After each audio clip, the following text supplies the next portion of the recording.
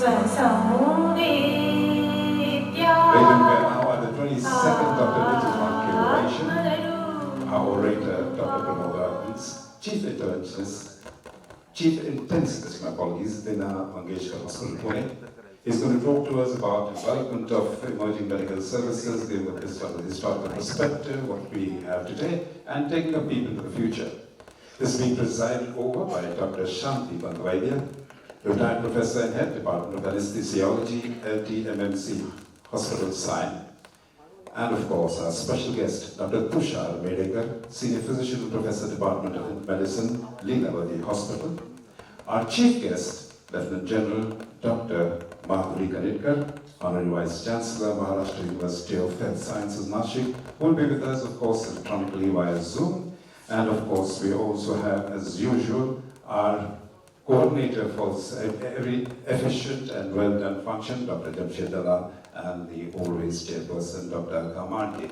I'd like to invite all the dignitaries who are later going to grace the days. I remember the day at Hinduja, when Prasad Rajhans met me and said he joined this hospital so that he can work in Dr. Mandke's sir's team. I must say he was very sincere, clever, humble, friendly, and quickly became expert in various procedures. Once he was even scolded in the department when he happily scrubbed for Dr. Mandke as he was short of surgical assistant. Because my anesthetist should scrub for that is not done. So that is what his interest was and devotion to Dr. Mandke. After he left Hinduja, he lovingly kept in touch from wherever he went till today. So coming to his official introduction to you all, Dr. Prasad did MD anesthesia in my medical college, BJ Medical College and Sassoon Hospital in Pune, and so there is definitely some closeness here, and worked for about a year in Mumbai and left for UK and got trained and became fellow of American College of Critical Care Medicine. He returned to his hometown, like Dr. Mandke returned back, and started private practice and soon joined as Chief of Department of Critical Care and Emergency Medicine as soon as the famous Dinanath Mangeshkar Hospital was inaugurated in Pune.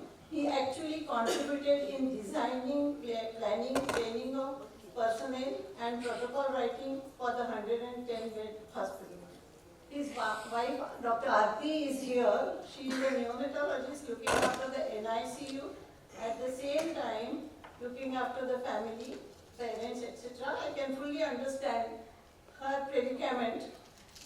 They have two sons, one in UK and one is doing his graduation here in Pune.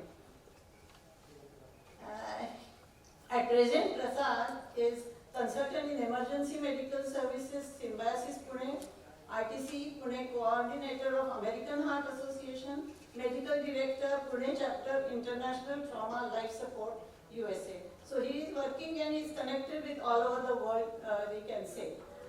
I must mention a few of his prominent accomplishments, such as he has done pioneering work in developing Dial 108 Maharashtra Emergency Medical Services.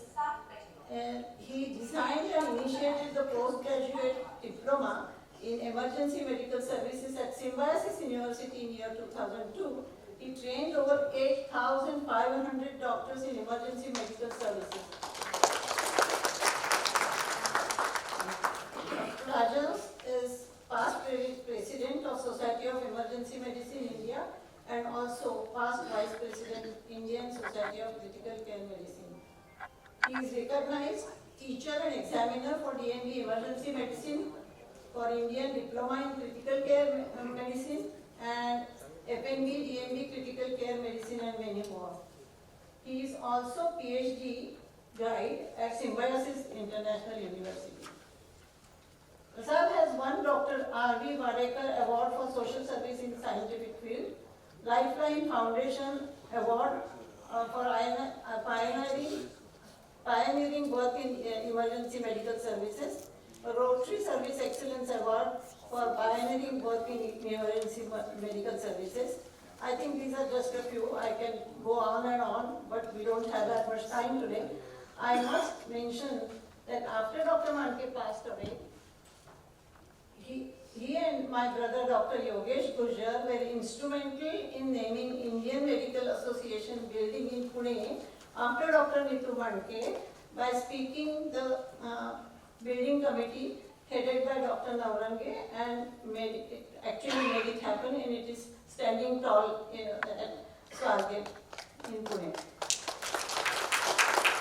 I have called him in the middle of the night for any patient admitted not only in ICU but anywhere in Dinanath Hospital, and he responded every single time and helped. Thank you, Prasad. I can never forget the service he has given to my 90-year-old mother-in-law when admitted at Dinanath Hospital. He was nominated, I must say, in Kanat Badbadle Sarkum, for Padma Shri Award by none other than Gyan Samradni Lata Didi, and I wish it becomes true in near future. Over to you, dear Prasad. Good evening, everybody. Hello, good evening. Good evening. Is it okay if I speak in English and intermittently in Marathi? Yes. Because sometimes I just tend to go back to Marathi. Yeah. So, firstly, thank you, Dr. Alka Mandke, Madam, Jui, Charu, and Manda, Charulata and Manda, and all the children out here. I don't have the names, the grandchildren. Thank you very much for inviting me for this particular oration. When I saw the list of speakers who were before me, I was a little burdened, actually, so to say, because a huge number of big-time orators, big-time doctors have been speaking about this. But I hope that I can do justice to my today's topic, because genuinely I felt that this was a need when I started these services, and actually basically I'm going to tell you a story rather than oration. The story of emergency medical services in India. So, I was working with Dr. Alka Mandke, Dr. NITU Mandke sir in 92 to 93, and I think probably I was so crazy about cardiac anesthesia and open heart surgery as well, and I used to really enjoy. I did about work with Dr. Mandke for at least 200 cases, if I'm not wrong, in a year's time, because he used to come early in the morning and almost like 3 cases in a day. So that was a huge amount of work, and it was a great experience. If you have not worked with Dr. NITU Mandke in your lifetime, then you have really missed out on something. Because Dr. NITU Mandke, like every moment used to be enjoyable, every moment working in the theatre used to be enjoyable, we used to finish at 12 o'clock in the midnight, and yet we were as fresh as we were early in the morning. So I don't know what energy he used to give across to us, but I think anybody who has worked with Dr. NITU Mandke, whether it's a cardiac anesthetist, assistant doctors or perfusionists, so everybody will vouch for that. That energy level was really high and very intense, and he was like, he, of course everybody knows that he was a great surgeon, but more than that, he was a great human being as far as I know him. Some of the incidences, like this is a photograph which I went to Dr. NITU Mandke, and somewhere in 92, I think, when this cardiac center was started in Delhi. So Escorts Heart Institute, sorry, I was not getting the name. Escorts Heart Institute was started, and that time we had gone for a conference there. And one incident I would like to quote about Dr. NITU Mandke is that one of the he was taking his normal round, Dr. Mandke was taking his normal round, and then one of the patients asked him, "Ki sir, tumcha round zala, ata Rajhans saracha round kadi hai?" You can imagine, I'm just a young fellow, just passed out my MD, and he's asking Dr. NITU Mandke ki Rajhans saracha round kadi hai. You can imagine what must have happened to me on the next day. So he told me, Dr. NITU Mandke told me, "Tu काय सांगितलं रे? नक्की काय सांगितलंस तू?" तर ते मला विचारतात की राजवंशांचा राऊंड कधी आहे म्हणून. तर you can imagine, and then तू असं सांगितलं ना की मी ऑपरेशन केलं वगैरे. तर म्हणलं नो सर, मी त्याच्याशी चांगलं बोललो, चांगलं वागलो. Of course he had a very good website with doctor Mandke sir.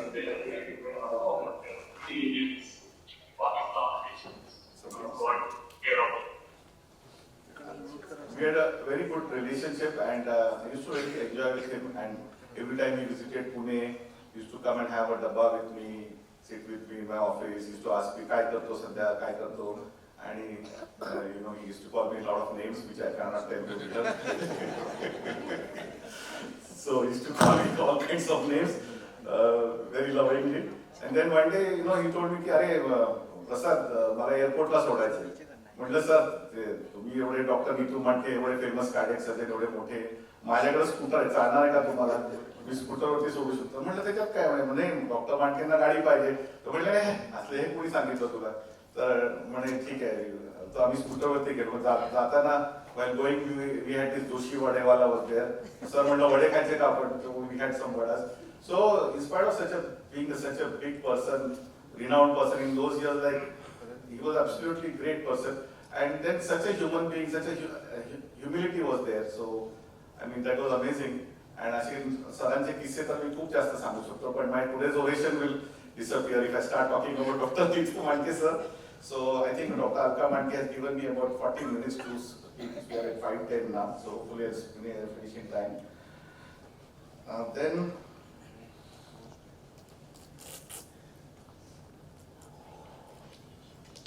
just wait together. Okay, this is Dr. NITU Mandke, Dr. Alka Mandke. I think it is Joseph Montero, if I'm not wrong, from NITU Hospital. This is the photograph which was clicked by me, so that's why I put it here. So, okay, let's start with today's topic, emergency medical services in India. So now, when we talk about emergency medical services, we talk about pre-hospital care. Okay, so that is when the patient is treated from the site of incident. It may be a cardiac event, it could be an accident, it could be anything. From the site of incident till he is brought to the emergency department. When he is treated in the emergency department, it is called as emergency medicine. But whatever happens before the arrival of the patient, it is called as pre-hospital care or emergency medical services. Now these are the different emergency numbers all over the world. You can see in India there is 100, there is 101 and 102 for ambulance. Now why 3-digit number for emergency? Because in an emergency you cannot remember any mobile number. If you call up your doctor, the doctor may not have the kit to come and attend to you. He may not have the time to attend to you, or he may be at a very far off distance. Usually, traditionally, I remember 20 years back, we used to always call up a doctor or a friend or somebody. But now I think we are all equipped to call up the different ambulances. We'll come to that slowly. So this 112 is an emergency number, universal emergency number all over the world, and hopefully in India also they are going towards 112 as an integrated number for police, fire, and ambulance.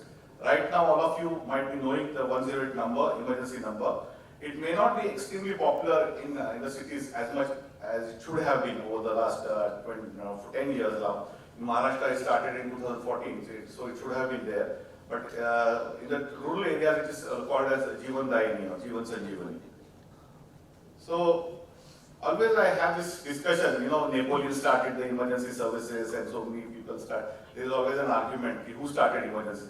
Then I put this slide. I said, Hanuman started the emergency services. And we said, Jai Shri Ram. Jai Shri Ram. So Hanuman started the emergency services according to me because he brought the Sanjeevani Bhuti, although he could not identify what exactly it was until he brought the whole thing to near Lucknow. So that dispute is sorted, that who started the emergency services. So I didn't start the emergency services, and anybody who claims that they have started, so it is not that. So now, there are certain development timelines as to you'll understand. Now, some of the things we take for granted. For example, when we started using this internet, initially, of course, many of us have seen no computers, then internet, and then laptops and everything. Similarly, now you have mobile, and then from mobile to smartphones, and smartphones to WhatsApp and whatnot. So similarly, when you have emergency services existing, so somebody has to take the effort to get those emergency services to this country and develop them. And obviously, if you develop a service, then you have to also talk about the quality and upgradation of the services. So that I will talk in the present situation. So how did this start? Of course, there were many efforts before this as well, isolated efforts before this, and particularly Dr. Panta Vidya Madam is here, and she has done a lot of work in developing the emergency services at Sion Hospital. We started on the 5th of August 1999, the Pune city-based emergency services called as Pune Heart Brigade.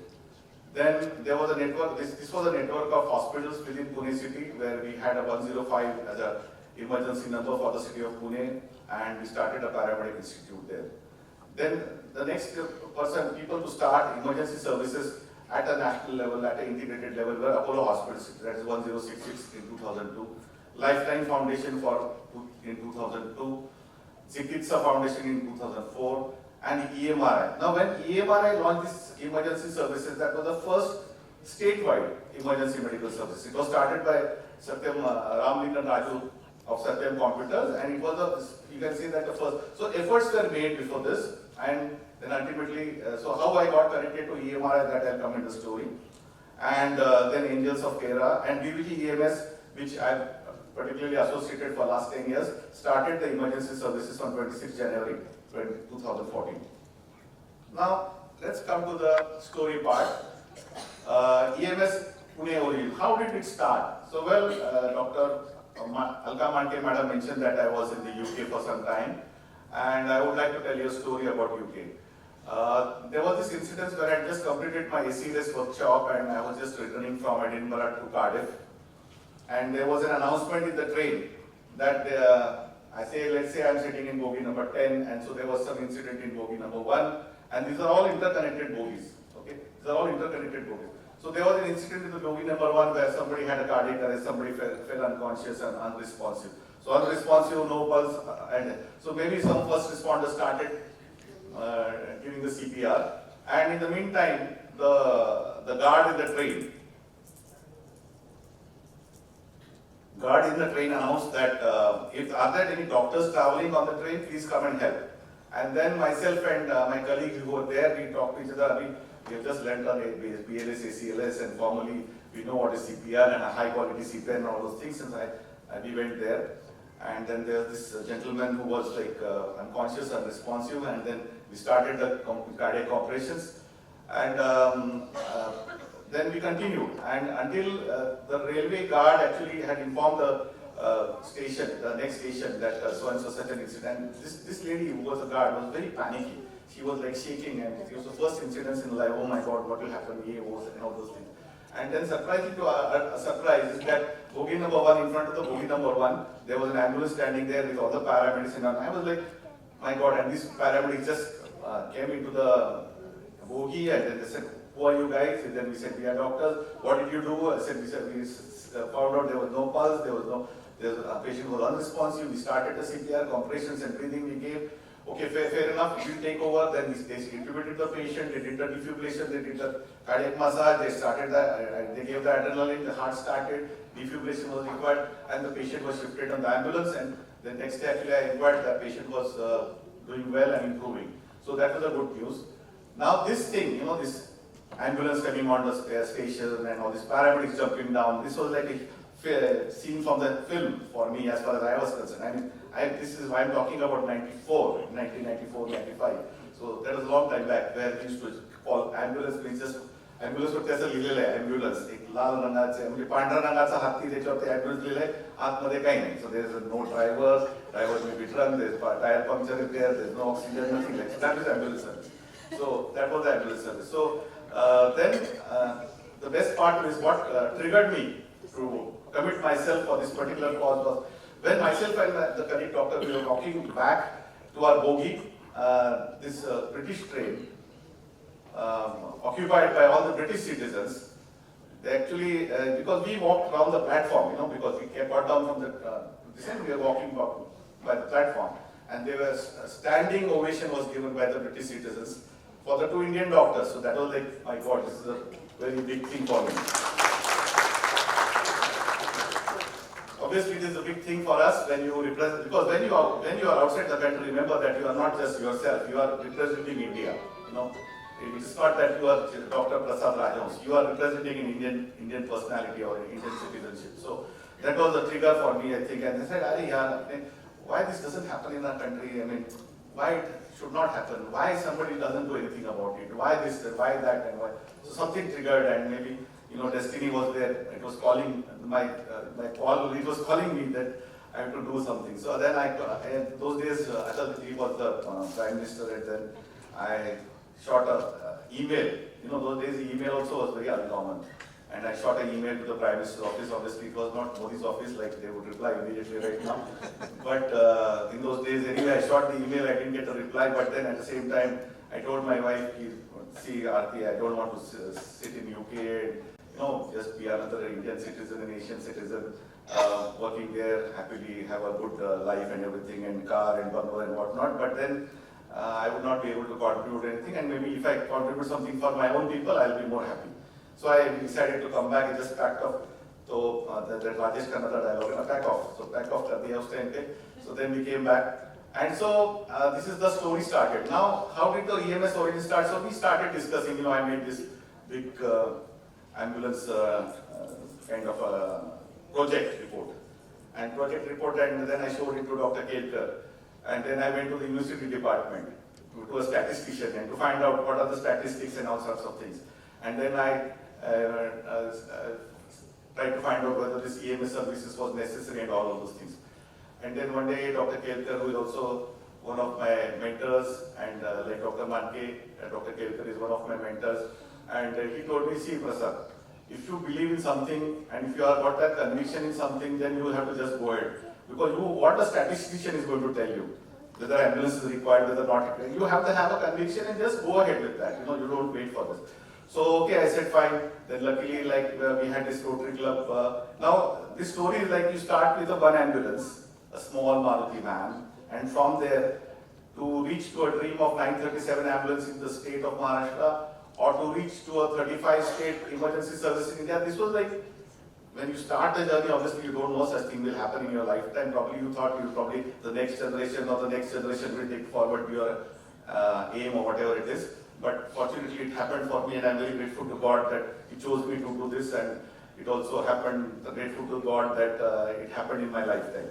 So anyway, so these ambulances which we built, these ambulances Lata Didi had donated in the name of Mai Mangeshkar and Shivaji Ganeshan and all. And we built these ambulances, very modern ambulances in those days. These ambulances not only attended emergencies, but they also attended, critical patients from different different parts of the state, and used to drop them. For example, if a patient from Sangli would come to Mumbai, or from Satara will go to Pune, not necessarily Mangeshkar Hospital, from anywhere to anywhere, because those services were not available. Fully equipped ambulances. And these are the ambulances where the future EMS leaders, we have got one of the leaders sitting here, Dr. Gajanan Puranik, and so many other people here, who future EMS leaders were developed in these particular ambulance services.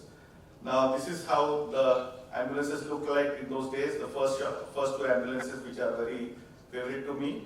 And then, how did it start? So, okay, fair enough. So, we have this ambulance now. Initially, it was a Maruti van, and Maruti van, I called the carpenter. I said, "Baba, मला ते टीफी बसवायचंय त्याच्यामध्ये, मला pulse oximeter बसवायचंय, मला हे करायचंय, मला ते करायचंय." So that was my budget. Maruti van was my budget, and then my budget was a carpenter. So I got the carpenter, and then we fitted everything inside there, and that's ambulance started working. So then what did I do? Then I used to put on the board in Symbiosis Hospital that okay, this doctor is on duty, that doctor is on duty, so he will go for the call and all those things. And then eventually we had this network of hospitals. So we got this from Mr. Naik. That time he was the petroleum minister, and we got this 105 number for Pune city, a 3-digit number. And then I said, okay, one area is Ruby Hall, one is the Mangeshkar Hospital, and one is the Lokmanya Hospital. So all three will network, and we used to have an interactive voice reacting system. So if you dial 105, then you say dial 1 for Mangeshkar Hospital, dial 2 for Ruby Hall, dial 3 for Lokmanya. So like that we started functioning. So we didn't have a call. See, this journey was started without a penny in the pocket, and only kind of, you can say, the energy which Dr. Mandke had passed on to me. Okay. So I think somewhere he had touched my heart, and so obviously that energy was there. So this 105, you can see the handing over of the ambulance there. That's a famous personality from Pune, Raghunath Chitale and Rajabu Chitale, Dr. Kelkar there, and the ambulance. They were handing over the ambulance, and then I was standing behind, in one corner, and then this big function was going on. I said to myself, तुम्ही काय पण ते किल्ल्या कोणाला द्यायचे कोणाला द्या पण काम तर मलाच करायचं शेवटी. So I just thought about it that way. So I said fine, I'm not there in the picture, but I was standing behind somewhere. I said तुम्ही काय पण करा काम तर मलाच करायचंय. So I said fine enough. So then what was the challenge? The challenge was, like you have a language of your computers, you have a language of AI, you have a language of different things. So you have a language of emergency services, okay, pre-hospital care. We as doctors are trained only to attend emergencies inside a very controlled environment. We attend emergencies in the outpatient theater, we attend emergencies in the cath lab, we attend emergencies in the emergency room, we attend emergencies in the ward, but that's a very, very controlled environment. When you go out into the field, there's nobody there. You are there, that's it, and you may be having helping hand like a paramedic or a nurse with you, and then you have to get your decisions done. It may be a very rowdy situation where there's an accident case and there are 10 or 20 people around you. It may be a situation where you go into the house of somebody where you will have a challenge where people are there watching you. You may have to go up the lift to climb up the staircase and you have to give service there in somebody's house. So those kind of challenges. So doctors used to say that, sir, ते आम्हाला पाठवू नका तुम्ही ambulance वरती. ते आम्ही काही शिकलो नाही, आम्हाला माहित नाही. तुम्ही काहीतरी बोलता, आम्ही काहीतरी करतो. So all these challenges were there. So that was the time I thought, "Arey baap, this is a big challenge now. So we have to create students." So okay, now what we do? So okay, we have to create students. So then I went to Bharati Vidyapit Medical College. त्यांनी मला हाकलून दिलं, म्हणाले काय तो काहीतरी बोलता तुम्ही काही पण करता. So then if you have passion, you don't give up, isn't it? So you just go to another place. Then we went to some other university. Then we went to Symbiosis. And Symbiosis, that Dr. Majumdar sir was there. And sir said की तुझ्यामध्ये काहीतरी दिसतंय थोडं करू शकशील असं वाटतंय. ठीक आहे, तर बघू आपण प्रयत्न करू. तुला एक क्लासरूम देतो, काय करायचं मला सांगतो. So I said okay, fair. So then I got this syllabus. Somehow accidentally one of my friends had got it from a Ratri depot, one old book. And he told me, Prasad, ते ambulance तुझं काहीतरी चालू आहे. म्हणलं हो. हा जो syllabus तुला कसा वाटतोय? तर म्हटलं चांगला वाटतं, म्हणजे it's right syllabus for the EMS services. So then actually it's a standard textbook, but obviously we as doctors are never expose to pre hospital care. So then we got this done, and then we worked out the syllabus. Then we started the postgraduate diploma in emergency services, which is now actually 46th batch, if I'm not wrong. 2002 we started this.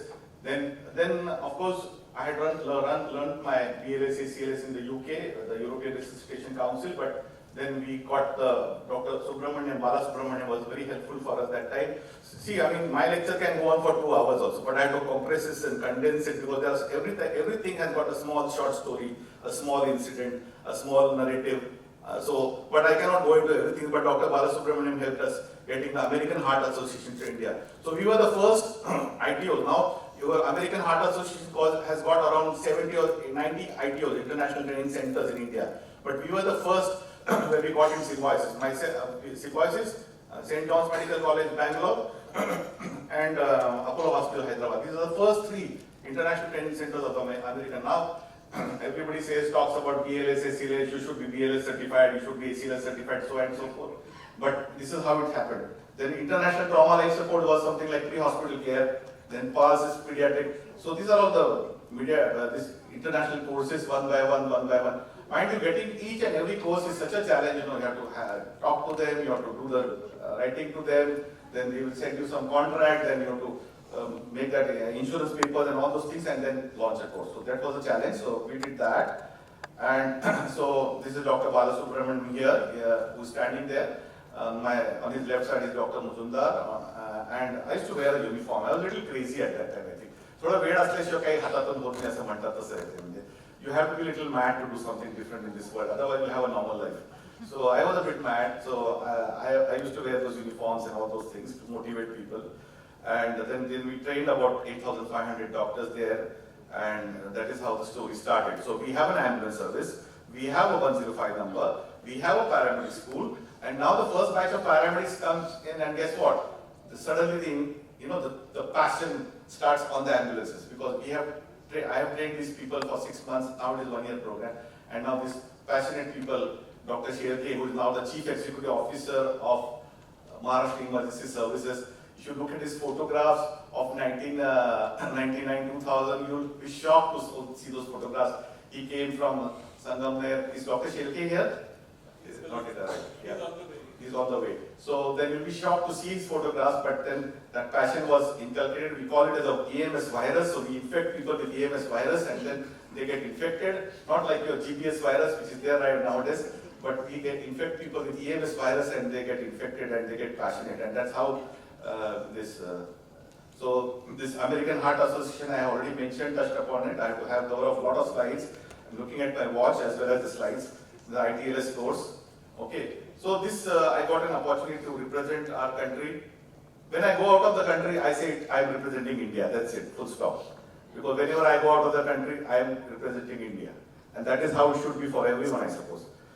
Because they look at you as India. So I was representing our country, and then this American Association of Physicians of Indian Origin, they have an annual conference there in Orlando, and I had the opportunity to present the EMS India present and future. So I was talking now again we are talking about the past, present and future. That time I was talking only present and future. So these are some of the things which used to happen that time. You can imagine, you can see this, all these paper cuttings there. You know, every small thing that we did, it used to come into the newspaper. You can imagine that now every other second hospital will have mannequins, right? But that time mannequins arrived, became a big news, and you can see that here.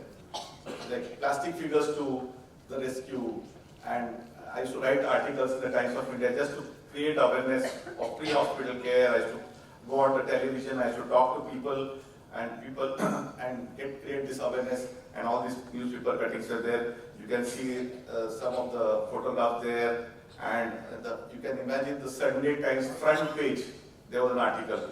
So slowly but steadily, I think the media, the other people, the other hospitals and many other people started recognizing. And myself and my students, because by that time, we were like a couple, first, second batch, third batch, fourth batch, and we used to sit in the canteen. अरे आता पुढे काय करायचं? आता आपलं हे तर झालं, आपल्याकडे पैसे नाहीत. ॲम्ब्युलन्स तर किती घ्यायच्या? कसे परवडतील? Ambulance is a white elephant. You cannot buy too many ambulances. You cannot, they will run in losses. Because all over the world, if you go to any ambulance service, they are always funded by the government or they are funded by a corporate. You know, it's very difficult to have a profit-making EMS organization, to have an EMS which is profit-making. And that's why many of the startups which start emergency services as a business model, they usually fail. So that's what I keep telling everybody. It's a social cause. It is not for a profit cause. It is not a business venture, mind you that. And it's a social cause with a social motivation. So it's a social entrepreneurship, not an entrepreneurship. So that time we used to think, what should we do? Then we started, okay, this was the buses for a two-wheeler ambulance. So two-wheeler ambulances we launched. You can see Lata Mangeshkar launching the two-wheeler ambulances there. And then myself, I look very young, I look very slim. But I'm not so slim now and gained a lot of weight. But anyway, so this was a newspaper article. So nowadays people talk about this Mumbai ke raste hai aaye, so ambulance two-wheeler. The problem with two-wheeler ambulances was that, see, ultimately you go and do a resuscitation, but ultimately the patient has to be picked up by an ambulance. So that becomes always a challenge. So you know what used to happen? We had this two-wheeler ambulance, we had the equipment, we used to send people on the road, but then these people used to say, anyway sir, ambulance pan amchi tithe jate hai, you know, those kind of things. So I would say the use of the two-wheeler ambulance was not very promising. Somehow it did not succeed as much as we thought or we perceived. So then the advanced trauma life support, all of you know, it's a trauma course for doctors, MBBS doctors. We launched it in 2010. Okay. Then we had a lot of drills for disaster management, various type of drills. Such a huge drill we used to have regularly, where there's a disaster, that how do you triage the patient, which patient to be sorted out first, which patient to be attended first, so primary assessment, secondary assessment, all those things, sort triage. So how you do it? So triage म्हणजे तुम्ही सर्वात जास्त equipment सर्वात जास्त कुठल्या पेशंटला वापरणार आणि म्हणजे बाकीच्या पेशंट्सला तुम्ही जे वॉकिंग पेशंट आहेत त्यांना सेपरेट करा. All those things you know we used to do. Then the story comes, the real story at the state level ambulance. So what happened in 2006? So we were doing this. So we had this, and we were building the EMS in Pune. And then what happened? As you know, if you try to connect the dots in your life and you go backwards, then you realize that so and so dot happened because this was going to happen, because this was going to happen. But in real time, you don't see this happening ahead.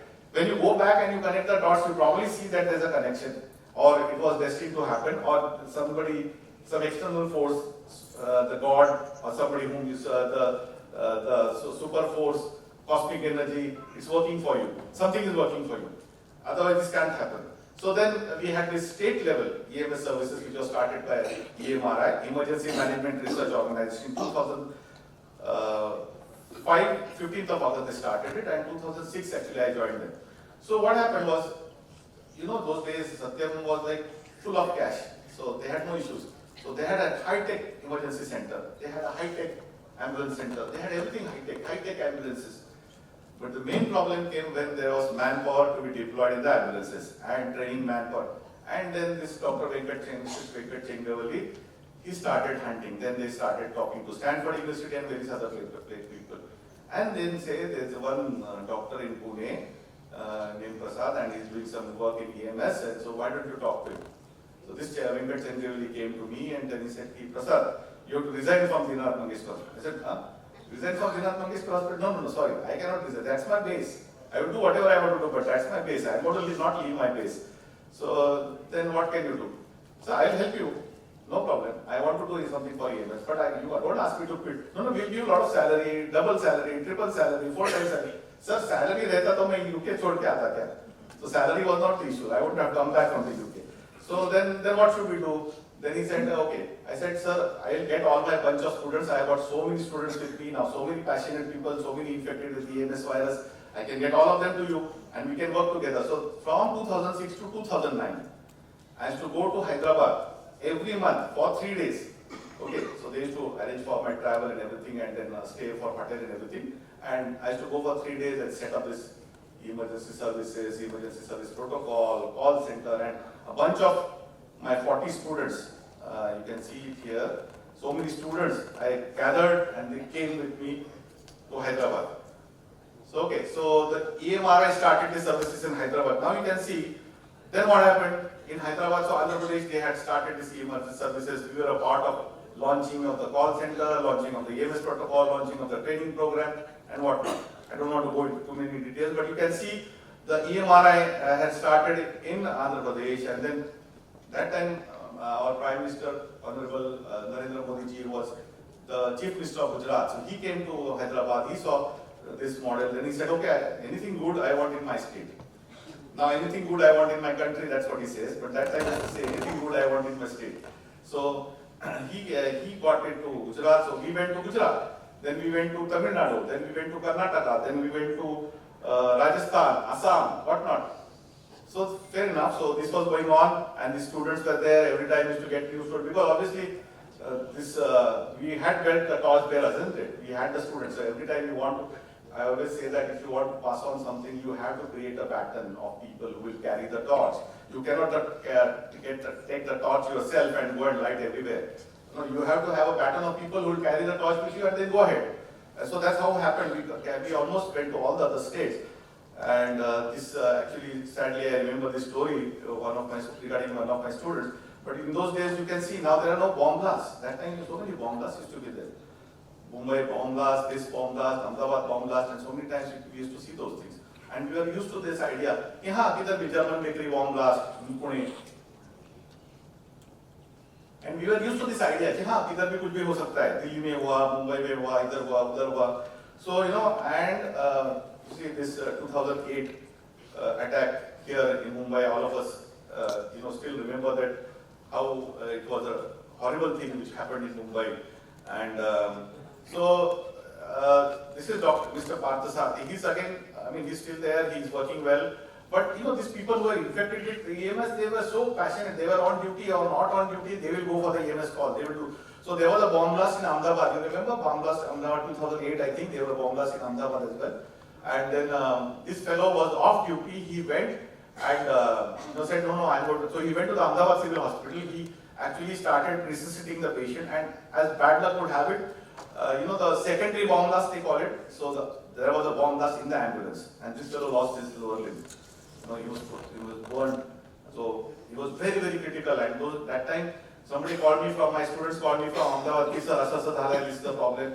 all the phone lines were like chaotic, and you know, when there are too many phone calls, the lines get blocked. I just managed to call up the Apollo Hospital, and then we could take him to Apollo Hospital, Ahmedabad, and fortunately he survived. Mr. Modi, Modi ji also had visited him, so many other dignitaries visited him, and they all paid for his treatment, and luckily he got out of it. So that time the Gujarat government was very kind, and UMI was very kind to treat him. So this 2008, another thing which I remember is that I have told you the story, 2006 to 2009 EMR. But what is happening to Maharashtra? आपला माणूस काय करतोय आपल्यासाठी? So then I used to think कि अरे महाराष्ट्र में क्या होगा? So that time I convinced the EMRI people that you launch the EMS service in Maharashtra. So but somehow, you know what happened? This bomb blast happened, and the government cabinet meeting was there, and the cabinet had approved EMS. So in Maharashtra we got EMS in 2014. We should have got it in 2008. Okay. So this was approved, but it did not come because we lost the cabinet was dissolved, and Vilasav Deshmukh was asked to resign. And unfortunately, as unfortunately events would happen, Satyam had a problem, and they also had to wind up. You know, so there both the things happened. So the Maharashtra EMS, which was going to happen in 2008, did not happen at all. So then it came later on. So this is regarding why I remember this 2008 incident. So sometimes, you know, things happen in your life which are just beyond your control. You want to do something and something else only happens. So then again, but the whole thing is that don't lose your patience, keep your patience and continue to do the work. So this is the NHM data, the National Health Mission data, which I am just talking to you. So the state level, of course, 2005 was launched. Now we have got about 28 states and around 8 union territories. So almost all of them have some kind of an EMS, dial 108 EMS, and dial 108 for health services, dial 102 is for basic patient transport, so on and so forth. So this is the data. What I wanted to highlight is that it is there in 35 places, and you can see that almost like 10,000 ambulances are there under the 108 emergency services all over the country. Okay, and there is a Janani Express in MP, Odisha. So these are different names of different EMS services in different states. I don't want to go into the details. These are the different number of ambulances which are there in the different states. You can see the numbers there, how they are distributed. So they are there. So now the government has become aware, and anything that is a social need, once the government starts it, no government can take it off. So the people want it, okay? And particularly in the rural sector, you go and ask anybody. मी म्हणतो मराठीमध्ये की शेमडा मुलाला पण विचारा की 108 काय तर तो सांगेल तुम्हाला. क्रिकेट खेळणाऱ्या शेमडा मुलाला पण तुम्ही विचारा की 108 काय तो सांगेल तुम्हाला की 108 काय इमर्जन्सी झाली की 108 क्रमांकाचा ॲम्ब्युलन्स येते, डॉक्टर येतात, ट्रीटमेंट मिळते वगैरे वगैरे. So they will tell you. So these are the different ambulances in the different states. Okay, now let's come to our story of Maharashtra. So what happened? So well, ते काय असतं ना की when you want to do something, then I went to the Pune Municipal Corporation. I went to Firoziaji. Knock, knock, can you help me? No, get out. Knock, knock, can you help me? No, get out. Knock, knock, can you help me? No, get out. So this you have to face if you want to do something. So it never happened like that. So as luck would have it, the government of Maharashtra decided to float a tender. Okay, tender means they will float a tender. These are the ambulances to be dispersed in Maharashtra. This is also the call center will be owned by the government or funded by the government. The ambulance will be funded by the government, and we want a private agency to run the ambulances. So private partner, this is public-private partnership. So that time there were two agencies. One was EMRI, one was Chikitsa, and one was BVG, which was in the offing. So these three agencies, all three of them approached me because they knew my reputation in the EMS sector. They said, sir, we want to put your name as a consultant, advisor, so and so, whatever name bonus now, so whatever bonus name they wanted to keep, consultant, advisor, super specialist, technical advisor, whatever. So they wanted me in the tender. Said, Baba, mala tumi tender postu naam theva. I keep myself away from all the financial deals and everything. So I am a technical person. So whoever gets the tender, I want to work with him, because my aim is to work for people of Maharashtra and actually do something good for the taxpayers' money, isn't it? My aim is not to earn money out of this. So please keep me away. So nobody put me in the tender. So luckily, I had an opportunity to work with anybody who got the contract. And Maharashtra, BVG, Bharat Vikas Group, Hanmantrao Gaikwadji, they got the contract. And as you could have expected, he called me. As soon as, Dr. Sahib, they are a housekeeping company, mind you. they are a housekeeping company doing very good work, but they ventured into EMS contract. Rajhan साहेब मी गायकवाड बोलतोय वगैरे वगैरे आणि त्यांनी set हा sir बोला नाही आता आपल्याला कॉन्ट्रॅक्ट मिळाला आता आपल्याला पुढे चालू करायचं आहे ॲम्ब्युलन्स सर्व्हिसेस. म्हटलं हो, मग मी येतो ना म्हटलं, मी त्याचीच वाट बघत होतो. So then I went there. Then again all this people I said okay आता कसं करायचं, म्हणजे आपल्याला कॉल सेंटर उभं करायचं आहे, ॲम्ब्युलन्सेस उभ्या करायचे आहेत, कुठे उभी करायची ॲम्ब्युलन्स ते बघायचं आहे, मार्किंग करायचं आहे, देवळात उभी करायची, PHCला उभी करायची. So it took almost 2 years to develop that thing in Maharashtra. आणि that time this Dr. Jnaneshwar Shedke, he by that time many of my students had progressed in their own careers. They had become senior people. Dr. Shedke had progressed. So actually one story I forgot to tell you that Dr. Shedke was in the UK. आणि शेडके आणि there are many people, even पुराणी tell you that. की मी असा phone केला की ते म्हणतात सरांचा फोन आला म्हणजे काहीतरी काम असणार आणि आपल्याला काहीतरी सोडून जावं लागणार. Shedke I called up, where are you? He said I'm in London. What are you doing? Sir, I finished my masters. So after masters, what are you doing? You have to come back to India. Sir, no choice. You have to come back to India. So he came back. I really admire these people who, for your one word, they will just change their careers and come back. These are like very dedicated. You don't find such people nowadays. Otherwise, people are very selfish. They will say, "नहीं माझ्या careerचं काय, माझं काय, मला पगार किती मिळणार, तुम्ही तुमच्या शब्दावरती मी आलो, माझं उलट सुलट झालं काय करायचं." So all those things. But this fellow came back from the UK and he settled in EMR. By that time, you imagine, he had become a chief executive officer of the Goa state by 2012, where he was operating around 90-100 ambulances in Goa, and we used to keep connected. So then Shedke साहेबांना phone केला की साहेब शेडके साहेब तुम्हाला महाराष्ट्रात यावं लागेल. Doctor Shedke said, sir आताच माझ्या बायकोला जॉब मिळाला आहे, ते अपोलोमध्ये सेटल झाली आहे, पॅथॉलॉजिस्ट आहे, अमुक आहे तमुक आहे, in a nice cozy place in Goa. What better place to stay as a chief executive officer? And then he came. Fortunately for me, he came and he's doing really well for Maharashtra. So 2014, so then we had to set up all this call center, the longitude, latitude, all those things. And now we have got an electronic patient care record, PCR we call it, PCR form. Initially we used to fill it by hand, now we fill it electronically. And so it's a very sophisticated, if ever you get a chance to visit our chest hospital, Pune, please visit, because we always talk about great things in the Western world, but we never bother to see what great things are being done in our own country. And that is what Dr. Mandke used to always say. If we have to do something for our own people. Yeah. So if you remember Dr. NITU Mandke's words, he always used to say, we have to do something good for our own people, then only our country will change. I mean, Brahmadev खालती येऊन बदलणार आहे का आपला देश? नाही, कोणीतरी लागतं ते बदला. आणि तुम्ही तुमच्या क्षेत्रामध्ये काहीतरी करू शकता धडपड. Every person can do something in their own sector.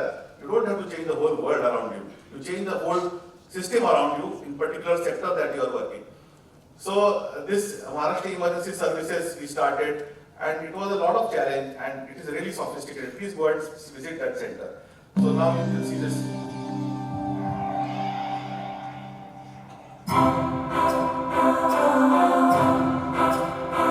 This is the Maharashtra Emergency Services headquarters.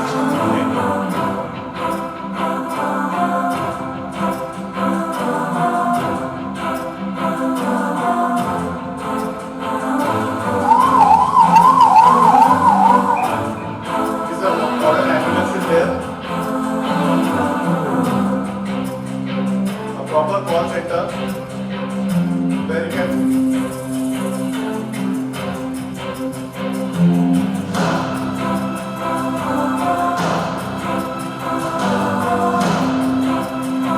the whole state of Maharashtra ambulances.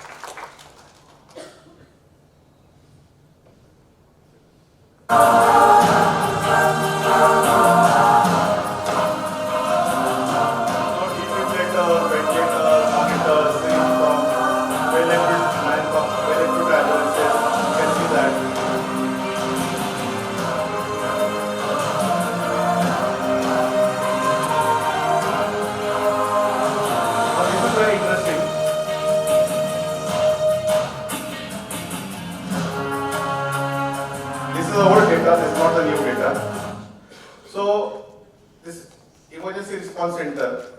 Thank you. So एक छोटस रोपटं लावलं 5 ऑगस्ट 99ला. त्या रोपट्याचं झाड झालं, त्याचं वृक्ष झालं आणि आता ते मोठं झाड झालंय आणि सावली देते लोकांना. 13 कोटी जनतेपर्यंत आपण पोहोचतोय. 13 crore people of Maharashtra. That's the population of Maharashtra. If there's one single intervention that is going to attend to an emergency in anybody's life across Maharashtra, whether you are on the highway, whether you are in your house, or, that is 108 emergency service. And I hope that we can even improve the quality of the work. So this is and there you can see the cause. Now, we have 937. We have an ambulance in Gadchiroli. We have an ambulance in Dhule. We have in Aurangabad. We have in Sangli. We have in Kolhapur. So how do we monitor whether the people have come on time? So we have got an electronic attendance. We understand whether the oxygen is getting down in one ambulance. We understand where this ambulance requires for servicing. We understand what is the stock. We understand what is the expiry. बरोबर ना पुराणी? काय खोटं बोलतोय? Everything is automated. Everything is automated. Automated is so everything is like that, and so it's a very massive thing. And we also have maintained, because we want to work for the people, we have maintained transparency. Transparency, how is the transparency maintained? की कलेक्टरचा इथे dashboard आहे, मुख्यमंत्र्यांचा dashboard आहे, तुमच्या मिनिस्टरच्या समोर dashboard आहे. एकामेकांना चौकशी केली की आपोआप cross monitoring, right? So cross monitoring will always help. नाही तर काय, ambulance driver what they can do, की मला कमिशन देता का मी पेशंट तुमच्याकडे आणतो. So see, you have to understand the human psychology also, and you have to also bypass that human psychology, because ambulance driver will say कि मला commission द्या, मी तुमच्याकडे 5 patient आणतो. So this kind of malpractice we didn't want. For God's sake, we don't want any malpractice happening there, because we want real, genuine emergency services. So this is Dr. Shelke are with me on the 26th January 2014. Here you can see this is a whole bunch of people. Now, why I was telling Dr. Shelke, it was a whole bunch of people. Dr. Puranik was sitting in Aurangabad. Puranik, तुम्ही आता या पुण्याला. Puranik म्हणले ठीक आहे, मी आता sir येते cardiac ICU बघतोय, ठीक आहे, बंद करा, या इकडे. So I don't know how these people used to come, but thank you very much, Puranik, for listening to me. And these all people came. You can see a bunch of people there. All the national leaders of Maharashtra EMS, the chief executive officer, the zonal manager, the district manager, the training coordinator, the trainers, the software engineers, you name it. And anyway, I was like the HR person there, sitting there in that BVG office. HR they used to call me HR person, because why? Because I used to get manpower. So I was the HR person there. I was not a doctor there. Okay. So this is how, we started from 2005, and then we reached in. So, this, you can't imagine, like I said, connecting the dots. You can't imagine that you start with a Maruti van somewhere in Pune city, and then you think, oh, this is possible. 937 ambulance, and now we are thinking about helicopter ambulances. We are thinking what not. I mean, all these things are going to happen. Modi ji hai to mumkin hai na, ऐसा है ना थोड़ा सा. So mumkin hai. So it is all these things are happening, and I hope that this happens. Now let us see some data for you, for people who are interested in it. Madam, 5 minutes चालेल ना? अजून 5 minutes? It's okay. कारण की आता मला थोडासा काय म्हणतात फ्लो आलाय बोलायला. I hope you are all okay to listen to the story. Yes. Okay. You don't want me to close down, huh? Okay. So very quickly I'll do. So some of the data, like you can see, more than 1 crore patients attended by Maharashtra EMS. This is data from January 2014 till 31st December 2000. Most updated data. Okay. So you can see the burns patient, the polytrauma patient, the suicide patient, the accident patient, and surprisingly you will see 40,000 ladies. 40,000 ladies have been delivered in the ambulance. If you ask me, our gynecologist and everybody will talk of a lot of things. Intervention to decrease maternal mortality rate. If you ask me one intervention that will decrease the maternal mortality rate, it is EMS. Okay, infant mortality. Because we are all living in a very posh world with posh hospitals and everything. You just go out of the city and find out what's happening there. What happens to a lady doesn't she have an ANC checkup? What happens to the person, accident victim? What happens to the person who gets a heart attack in a rural sector? What happens to these people? They are all our Indian people. They are our own people. So then if you just go out and see what's happening, this is what is happening.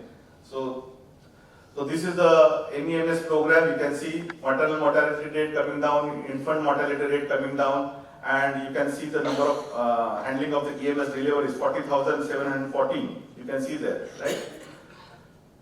Okay. Now, trauma emergencies, well, I would not say that it has really significantly, because there are a lot of things associated with trauma. First thing is your discipline, lane discipline, seatbelt discipline. We lost a very big industrialist from Bombay because he was not wearing a seatbelt. I mean, he was in a 75 crore car or something like that, but even that car could not protect him. So these are the average response time. Hello? This is the average response time. Averagely, it's about, urban sector is about 15 to 20 minutes and rural sector is about 24 minutes. So average handling time is very quick. 1 or 2 things they have to attend. You really should go and see this concept. Yeah. Volume. So these are the different data you can see here. Year-wise data. Okay. Again, this all the data is in front of you. Anybody is interested, we can discuss across the data. Okay. And these are this ALS ambulances, how much they covered, how pregnancies, how much they have attended, total number of pregnancies. Deliveries are different, like more than 17 lakhs pregnancies, more than 11 lakh trauma patients, more than 77 lakh medical patients. So that's the data which is staggering. And district-wide emergencies served. Okay. So again, when the emergencies happen more and how they happen, so those kind of data is there. Okay. And now COVID. Now you had this accident in Mumbai where on the railway bridge there was a stampede, I think. That time EMS attended. In the COVID, in the first day of COVID, nobody was ready to even go near the relative, forget about the patient. So that time EMS was active. This was a separate COVID line, particularly in Mumbai. It's almost attended like more than 6 lakh COVID patients. Transferring the patient from home to the hospital, a COVID patient, that time our EMS people, 2 or 3 our doctors died because of COVID. Remember that. So that was happening. And then school and community programs we do. So COVID patients also we attended. So to increase the awareness of EMS in the school and the community. Okay. And so these are the different things which we end up doing for creating the awareness of EMS and 108 services. Jammu and Kashmir, can you believe this? The Bharat Vikas Group, the BVG, has launched the EMS service in Jammu. And you can see Doda, Jammu district, how many districts are covered? In the Kashmir Valley, how many districts are covered? Okay, that's the data being attended. And these are the kind of patients who have been attended by these emergencies. Okay, you can see that. So what I'm trying to say in this slides is basically there's a huge data, people are in need, and we need to provide services. Okay. So lastly, last section of my talk is what do we expect to happen in the future. So 112 is something which the government has started to integrate 112 services. So from your mobile, you have got a 10 app. If you dial from the 10 app, your location is even immediately given to the EMS services headquarters. So immediately they get, because what happens is की मी 5व्या मजल्यावरती मी 3ऱ्या मजल्यावरती मी 2ऱ्या मजल्यावरती मी इकडे आहे मी तिकडे असं description देणं आवड आहे. So then you give a location and that initial days I remember we used to say की अरे तू राहुल टॉकीजच्या समोर असेल तर तुमच्या नातेवाईकांना राहुल टॉकीजच्या समोर थांबायला सांगा म्हणजे आमच्या ॲम्ब्युलन्सला तुमच्या संजीवन सोसायटीमध्ये 3ऱ्या मजल्यावरती तुम्ही घेऊन जाऊ शकता. अशा काही सुरुवातीला अडचणी होत्या. So those things we came across. So 112 is the number where they want to have an integrated 112 response system from, you can see, from a telephone call, from the landline call, from the camera surveillance system. This is a big dream. I hope it comes true. It is not yet true. 112 is still not advertised so much, but hopefully it will come true. Okay.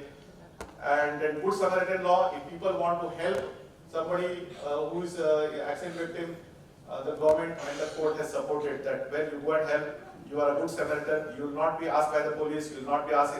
So anybody who wants to help anybody, they should go ahead. Your identity also will be hidden, or they will not ask your identity. Helicopter ambulance service is my dream project. Hopefully the Dinanath Mangeshkar, the new building will have something done about like a trauma center and a helicopter ambulance service where right now I think recently in Hyderabad they transported the organs with the helicopter ambulance service. They even had a green corridor for transporting organs on the metro line. So these things are possible and they are happening around us. So we have to encourage these things to happen. So helicopter ambulance service is there, and with Nitin Gadkari keep making such great highways, obviously he will have some helipads near the highways, and if there are any trauma victims to be attended, our helicopter ambulance service will attend those victims. Then drones. Where drones nowadays people use for photography, the marriage halls, okay, but we should use drones for EMS. So they can remotely, this is a remotely piloted aircraft, autonomous aircraft, and what can the drones be used for? For delivering AEDs to the bystanders, for delivering pregnancy kits, for delivering trauma kits, search and rescue operations, building collapse, the drone can go inside and find out who are the survivors. So drones have got a lot of use in EMS, building collapse, fire, you can send a drone inside and find out if there are any people there to be saved. So all those things can happen. So drones are going to be very useful in EMS. And the future, I don't know if this ambulance drone, where we sit inside the ambulance and sit inside the drone into माझ्या जन्मात होईल की नाही मला माहिती नाही पुढे कधीतरी होईल पण पुढच्या जन्मी कदाचित बघायला मिळेल. So anyway, the ambulance drone. And what other new technology? Well, 5G ambulance. They are launching. So they can actually live track of the videography of the patient, track to the call center, the medical officer or the medical physician in the call center will attend to the emergencies, tell them patient is breathless, this, that, intubation skills are there with the. So this is 5G ambulance. Then ultrasound, can it be done? Point of care labs, can it be done? Telemedicine, can it be done? So all this new technology in EMS, then computer assisted dispatch, ECPR, artificial intelligence in EMS, these are all the possibilities. Then hopefully we will devote some time on this and hopefully we will get something out of this. Now I don't know whether this video will work. I think Mandar, I'll play the extra video. Is that okay? Yeah. The last video. What? Fine.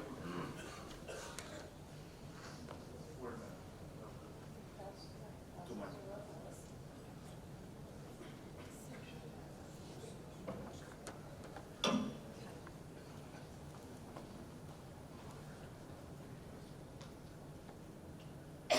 This video was not getting connected to the slides, but I'll just play it for you.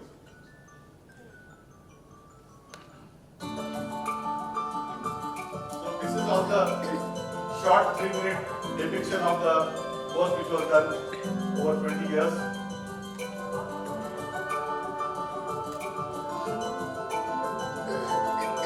The first ambulance that I used to take, Maruti van.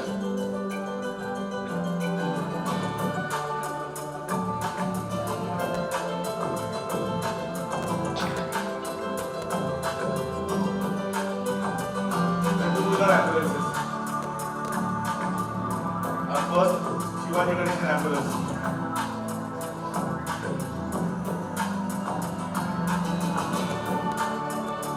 Roadside training. EMS students. माझं तर ते अगदी personal passion असल्याचं तर मी ते काम हातात घेतलेलं आहे.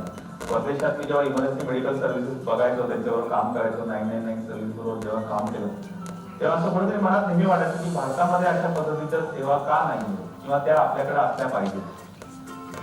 You can't recognize me, that. Right?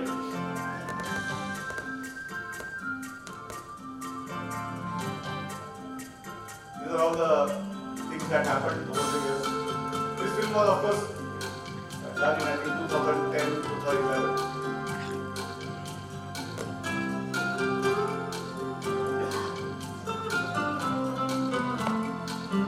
Various visitors used to visit us.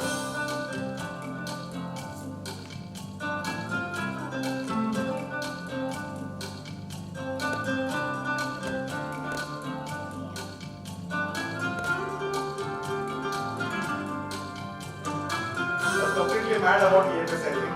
That's why it was possible.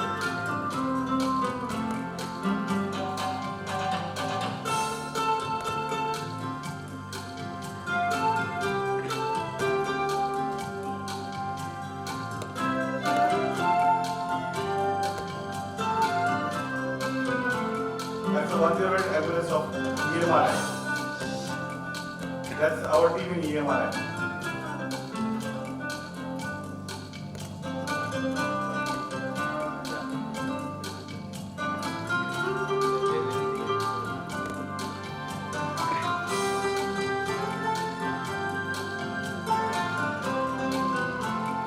EMS चं जे वारा आहे, जे EMS ची चळवळ आहे ती आता बसत असं मला वाटतं.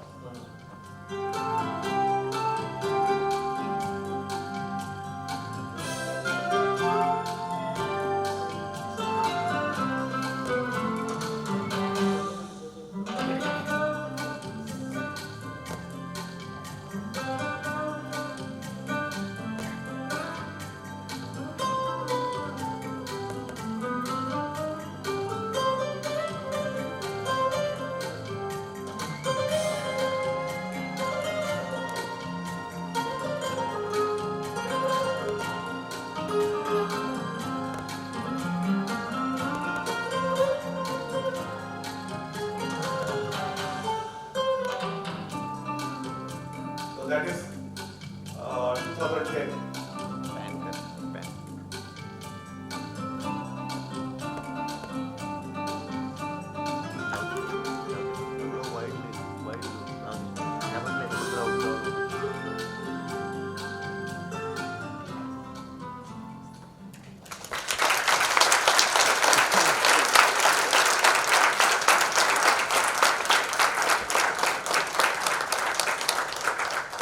Thank you, madam, for this opportunity where I could open out my heart out for the audience, and God bless our country. Thank you. Prasad Rajhans delivering the 22nd Dr. NITU MANDKE CONVENTION Oration. Of course, we do have a minute and a citation which will be delivered just after the chief guest is addressed in a short while. Dr. Prasad, you've been more than engaging and even an entertaining speaker and an orator. And if we were to mark speakers and orators on a scale of 100, we'd have to give 108. So, you've done a marvelous, wonderful job by showing us that EMS can positively impact cardiac and non-cardiac cases all around. So big kudos to you and your team. Once again, a big round of applause to Dr. Prasad. You all know Dr. Dalal. He brings his 45 years experience as an interventional cardiologist, associated with several world-renowned institutions, both in India and abroad, most notably the National Heart Hospital in London, the Welsh National School of Medicine and University Hospital of Wales, United Kingdom, Queen's University and Kingston General Hospital, Canada. Since 1987, Dr. Dalal has helped establish the cardiology departments and interventional cardiology programs in leading hospitals including PD Duja, Lilavati, Wockhardt, and currently, as you know, is the Honorary Director of Cardiac Sciences at KDAH. Thank you, sir, once again. Good evening, friends. I have great pleasure in introducing Lieutenant General Madhuri Kanetkar. She is the Honorable Vice Chancellor, Maharashtra University of Health Sciences in Nashik. She assumed this prestigious position in November 2021, but that was after serving for 39 years in the service of the Indian Army. She's a graduate of the Armed Forces Medical College from Pune and a postgraduate in MD from the Indian Naval Hospital ship Aswini. She's had the distinction of being the first in Pune University in all 3 phases of MBBS. She was awarded the President's Gold Medal for the Best Outstanding Student of the Graduate Wing. And she also won the Kalinga Trophy for Excellence in Academics. She then completed a pediatric nephrology from the All India Institute of Medical Sciences, New Delhi, followed by fellowships at the National University of Hospital in Singapore and the Great Ormond Street Hospital in London. She has been a professor and head of pediatrics and also the dean at the AFMC in Pune. She was awarded the Best Teacher Award in 2008. She has, under her leadership, her faculty and staff have done many innovative and initiatives that have taken place. For a distinguished service, Lieutenant General Kanetkar was awarded the Param Vishishta Seva Medal in 2022. She's only the 3rd woman in the Indian Armed Forces to be promoted to a 3-star rank. She serves as a member today on the Prime Minister's Science, Technology and Innovation Advisory Council. It is a great pride for us to have you with us today. Thank you very much. Thank you so much. Thank you so much. Am I audible? Yes, you are. Thank you so much. Yeah. The President, Dr. Shanti Pantavaidya, the special guest, Dr. Tushar Medekar, the all the family members, Charuta and Dr. Mrs. Manke, and I first, at the outset, there are two things. One is, thank you so much for inviting me to be the chief guest for this talk. Excellent oration delivered by Dr. Prasad Rajhans. And my second is my apologies for not being there in person. But for all this team who's gathered here today, who believe that work is worship and duty is devotion, I stand humbly before you online.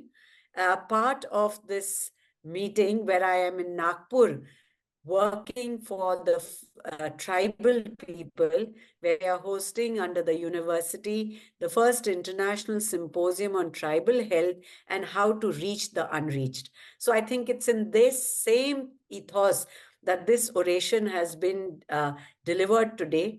And my first and foremost is regards and great respect for Dr. NITU Mandke, who's been such a dominant and dominating person who's done so much for society, much beyond just doing his cardiac surgery, but it always was people came first. So in his honor, we had another very distinguished person, and I've been lucky, though I was in that meeting, I could hear Dr. Rajhans's talk. And what I struck today, that I was take pride in being three in one, being a soldier, a doctor, and a teacher. But Dr. Rajhans is all three in one.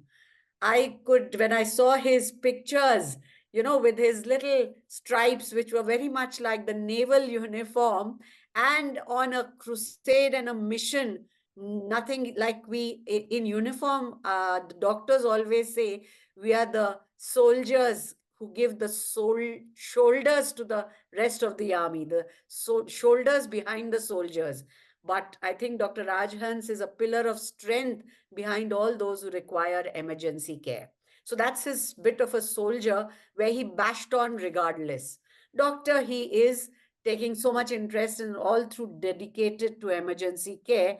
And the way he's brought up a team, I think that is what matters, because a teacher's effect, as they say, Henry Adams says, a teacher affects eternity. So Dr. Rajhans, that's what you've done by creating a pool of people who are ready to serve the nation. And the organization always, the army, what it taught me, the nation first and always the organization next, the people you work for is and you yourself come last. So I think it's all in that keeping that it's going. I thought I heard you say in the end that I must have been mad. I don't think you are mad. I think you had a map. You were focused with a map. And my map is different. You had a mentor in Dr. Neetu Mandke. You had an attitude of never say die. And you are passionate about your work. That is the map which brought you to where you are today. So I think it also proves that a journey of 100 miles starts with one small step. And it is the same whether you want to get emergency services, whether today I'm struggling to reach the unreached through the university and health education and jumping into newer challenges. You need to always start. The problem is most people are fearful of moving out of their comfort zone. If we want to achieve anything, I think the most important is to first move out of your comfort zone. And in that, I have my story I've often shared with people that in 78, after being a CBSE topper, when I decided to join AFMC, and then after graduating with all those medals, when I joined and donned the uniform, in those days, even my relatives, I remember an aunt asking my mother, अगं हुशार होती ना तुझी पोरगी, कुठेच काही झालं नाही का, आर्मीत कशाला घातली तिला? So this is the attitude that most people have. They don't understand mad people with passion, but this is what all of us and those who have gathered here today, each one I'm sure has a story to tell. So I think that is the most important. And today for tribal health, we had in the inauguration of this thing, we had Prakash Dada Amte and Mandakini. And when he told his story about how his dad took him to the jungles and said, live here and start. And he had no clue what he was doing, but he took it on. And look at that, Mandakini Tai also supported him. And I think that's where today his Prakalp is doing amazing work, reaching lakhs of people. So anyone and every one of us who steps out of comfort zone, there is the routine, but there is a out of the beaten track. When you take that, you always come out with some amazing stories to tell. And I think what is most important, that at any point in time in life, in anywhere, which I tell all the youngsters, there's everything that's going wrong. We complain about the garbage in our place, we complain about the area around us. I mean, we do complain, and we always want someone to come and do something about it, and no one comes and does anything about it. So I think it has to start with a me, and every step we take has to be. So in that, I'd like to share as to why I, after 39 years and being a deputy chief and leading the tri-services fight against COVID with the late General Rawat, when I was requested by none other than my friend, philosopher, guide, Dr. Mridula Fadke, who'd been an examiner to me in pediatrics, and she said, Ki General, the university needs you. So I remembered when you said, you called Dr. Shelke and said, come back from abroad, so someone told me that it needs you. And I said, this is something it is not my comfort zone. And I can assure you, though I jumped into it because I was convinced that medical education and health today is ailing. It's this profession itself has become sick, and we are looking for solutions. In spite of some excellent work being done, doctors are dragged to court or beaten up in public hospitals. So shouldn't we do something about? And I thought, again, the first step has to start with education. And if we can bring in some reforms in that, and that is why I took on a challenge. And I can assure you, ladies and gentlemen, it was much more than I'd asked. A bite I'd taken more than I can chew. Because when I landed up at a university which was located in the jungles with absolutely rundown place because no vice chancellor had lived in it, and COVID had got it all overgrown. Uh, and it was a it was a lovely building, but there was no soul, no academics, no research, and no one lived there. And when I looked at the old building and said, can I live here? And they told me, नाही नाही madam, इथे बिबट्या shop येतं, संध्याकाळी सगळे घरी जातात. I mean, for if those who didn't understand that it's a jungle with leopards and snakes, and I jokingly said, मग वाघीण इथेच येऊन राहील. And that is where the story started. And I jumped in, and after living in Lutyens, Delhi, with a huge bungalow and about 20 people looking after me, I moved into a most ramshackle, broken, with windows broken house. And today I'm so happy that we've converted into an absolute green campus with 5 senses garden, water harvesting, solar, battery operated car, and we have the government of Maharashtra convincing them, just the way you convinced for that EMS. There were lots of slips between the cup and the lip.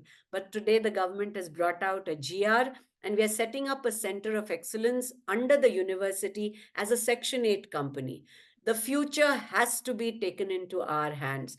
The government will be there, but we have to make a difference. And interestingly, it's going to be called Chakra, because Chakra is a hub and spoke model. Chakra is there in our flag.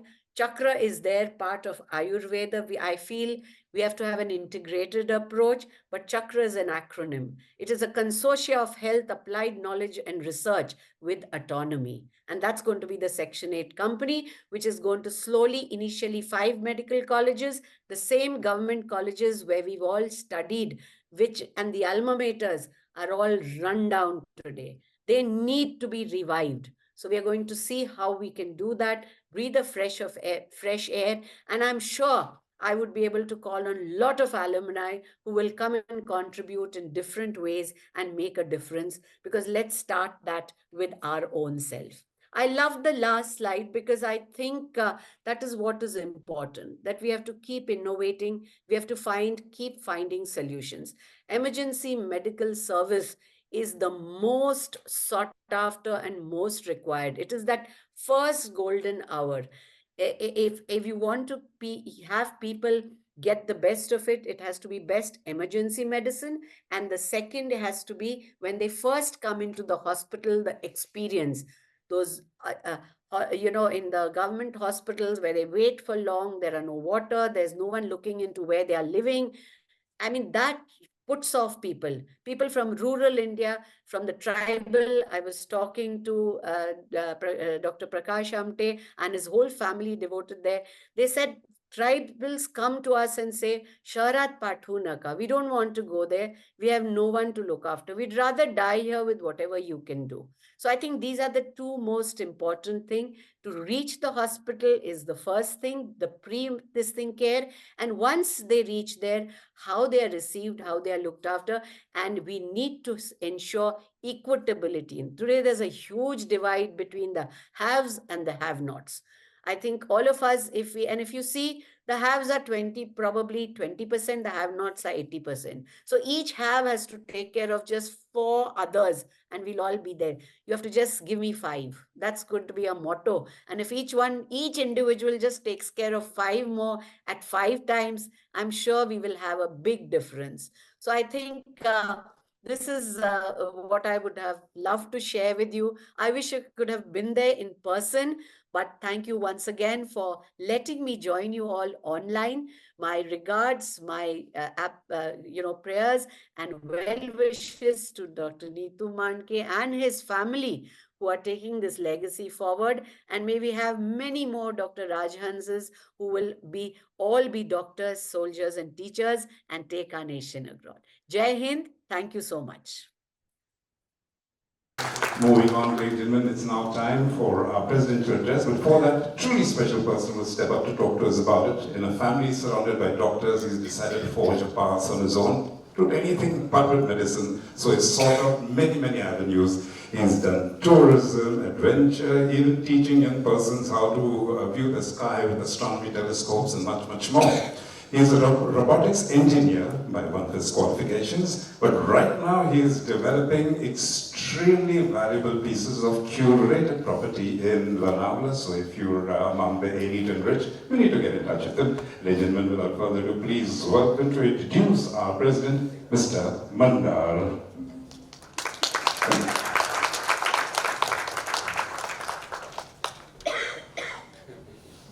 Thank you, Alaric, for the colorful introduction. It's my absolute honor and privilege to introduce a cardiac anesthetist, established teacher, and a leader in social service, Dr. Shanti Pantavaidya, who is an alumni of State GS Medical College and KEM Hospital, and has held staff positions in all 3 DMC medical colleges. Her longest stint, however, being at the Sion Hospital for over 30 years, where she retired as head of a professor and head of Department of Anesthesiology, a post she served in for nearly 18 years. During this period, she was instrumental in setting up many specialty anesthesiology services, various post-surgical and trauma intensive care units, anesthesiology, OPD, and pain relief programs. And as a final act, she conceptualized and initiated the Emergency Medical Service Department at Sion Hospital, which receives a very high number of emergency cases. So there couldn't have been a better person to comment about this oration than Dr. Shanti Pantavaidya. She is the recipient of fellowships of specialization in cardiothoracic anesthesiology and an award for innovation from the National Medical Council of India. She has actively participated in national and international conferences and authored more than 60 publications. After retirement, however, this has been an impressive career already, but after retirement is where it went to the next level, when she joined Sneha, and she's been actively, she's been a trustee and now presently executive director of Sneha. Sneha is a society for nutrition, education and health action. And it works for the health of vulnerable women and children living in slums of Mumbai. As an executive director of Sneha, Dr. Shanti Pantvaidya plays a key role in protecting the lives of thousands of high-risk pregnant women, mothers, reducing maternal and neonatal mortality rates. Dr. Pantvaidya leads and gives direction to several programs at Sneha, namely maternal and child health, public system partnership, empowerment, health and sexuality for adolescents, prevention of violence against women and children. Today, Sneha is almost a 500-person strong organization that helps build healthy lives for urban women and children.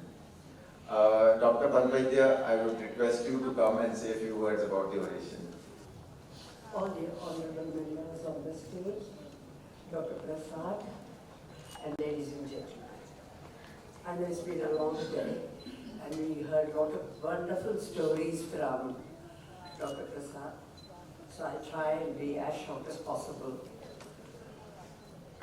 Dr. Prasad, first you gave all the definitions of emergency medical service, and I want to confide something here honestly. I was actually working as a professor, and I had access to library, books, everything.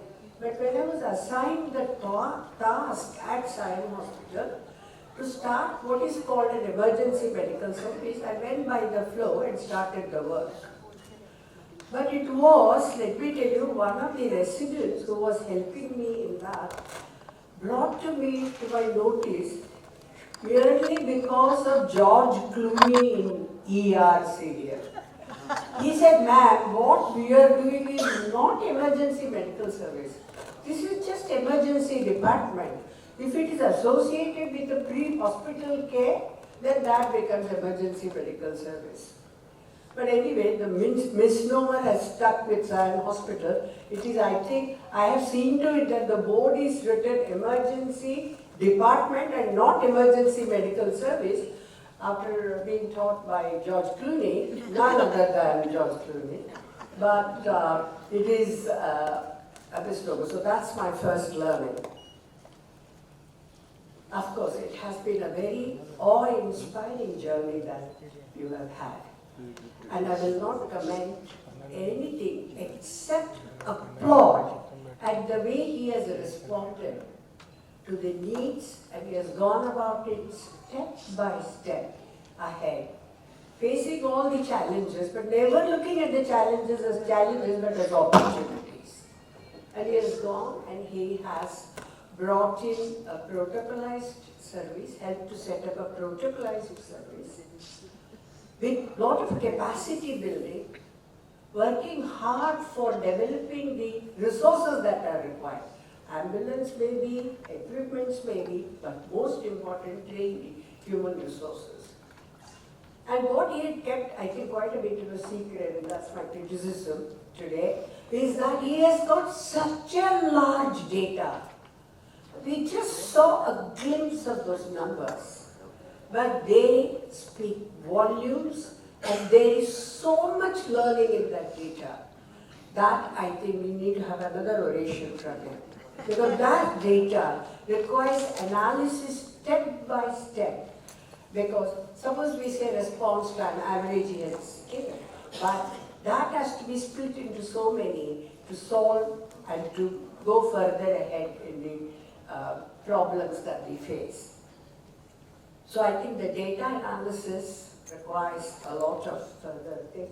There were lots of lovely stories, and it was very inspiring all the same, and I'm sure that we take a lot of lessons with us, seeing his commitment, patience, ability to collaborate, and most difficult thing, to advocate and get it done through the government. And that is truly a succession model Corporates talk of succession model, but this is a succession model where you hand it over and you are there, and I would really urge him to continue ensuring quality of care, whatever possible ways, continuous capacity building, continuous advocacy. Now, there are certain possibilities which I'm sure all of you know and you also know, but I think I will reiterate, and that is with such a lot of data, which is running into millions. Actually, the data numbers are all in millions. There is a good place for artificial intelligence to take over because that swallows data and gives you results. So I think we have a good place for artificial intelligence to come in and make many of our mundane activities and decision making left to it, so that it is not that we are going to sleep. We need to think, innovate, because innovation and artificial intelligence cannot do that, only human brain can do. So for that, we need to have space and artificial intelligence, we can surrender to it all these data and innovate further and improve. And second thing that we need to do is what is called a qualitative analysis. Because a qualitative assessment helps to see what the beneficiaries want. So many millions of people have been served. What do we feel? And they will have, I tell you, the most brilliant suggestions for us to go forward in this very important life-saving arena. So qualitative assessment, done in a very systematic manner, it is as intense as quantitative research. So qualitative assessment is another next step to the wealth of data. Actually, we are very jealous of the wealth of data you have created, and so with that, that can be done. And lastly, before I finish, I greatly admire the biggest learning we are all going to carry home today, and that is that we all get calls, internal calls, when we mute it. He did not mute the call. That little flame which was in his heart, he allowed it as a fire in his belly and kept on working patiently and persistently. And that's the biggest message. Please, all of us, when we get a call, let's respond to the internal call. And when we start responding to the internal call, his life and his mission is the finest example. When we start responding to the internal call, the entire universe will conspire with you to make it a success. So, that's a big lesson for all of us. And I urge each and everyone to respond to the internal calls, and he has been the finest example. Thank you very much. It has been a great honor for me to preside over it. And am I allowed 1 or 2 minutes to tell stories about Mandke? Yes, Okay, can I? So please see, Dr. Mandke's one bit of transit has not been mentioned, and so I have a complaint. He worked in Siam Hospital for 4 years. Is Dr. Jagtap here? She's not? Okay, she went to maybe. So he was there 4 years, and apart from all the qualities that have been mentioned, I must tell what I am most admiring about him, his lovable arrogance. So Dr. Mandke, when he came, he was a single man super specialty team. There was nobody, no resident, nobody. He had no special OT allotted, he had no special team allotted. So single man super specialty team. But you know what, he is so aspirational. So he will collect cases. Asha, you come? Yeah, your stories. So she's my ex-colleague, Dr. Professor Jagtap. She was assigned, and Mandke will always go to very charming girls. You know that. So Asha was very, very charming anesthesiologist, so that was a natural instinct. And he was negotiated the ophthalmic theatre for cardiac mitral valve surgeries, and those days were valve surgeries, not much of CABGs. So they negotiated ophthalmic very intelligently, mind you, because ophthalmic has a very defined way of doing it, and they are not very infected cases, those OTs. So it will start around say 9:30, and the OTs will by charm, by almost 2 and 3 it will finish. While the rest ENT and those areas, all infected cases, surgery, plastic, orthopedic, unpredictable. And gynec you cannot say when the obstetric case will land there. So he was allotted the ophthalmic theatre, and ophthalmic cases usually finish 2 or 2:30. But after that, it has to be prepared for a routine elective case, mind you, cardiac case. And in a young college hospital, that was Sion Hospital at that time in early 70s or mid 70s, was a very young hospital just with MD, MS, surgery, medicine, etc. So super specialty work. The habit of starting elective routine cases beyond 2 o'clock was not a thing. Now he has to instill that habit in all of us. So he had innovative ways of doing.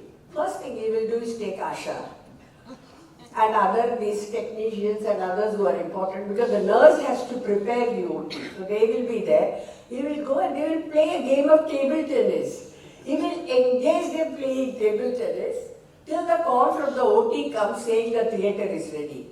And everybody will come back sweating happily, cheerfully to the theatre to start an elective cardiac case at 4:30 p.m. in the evening. So Asha, I am exposing all your deeds here.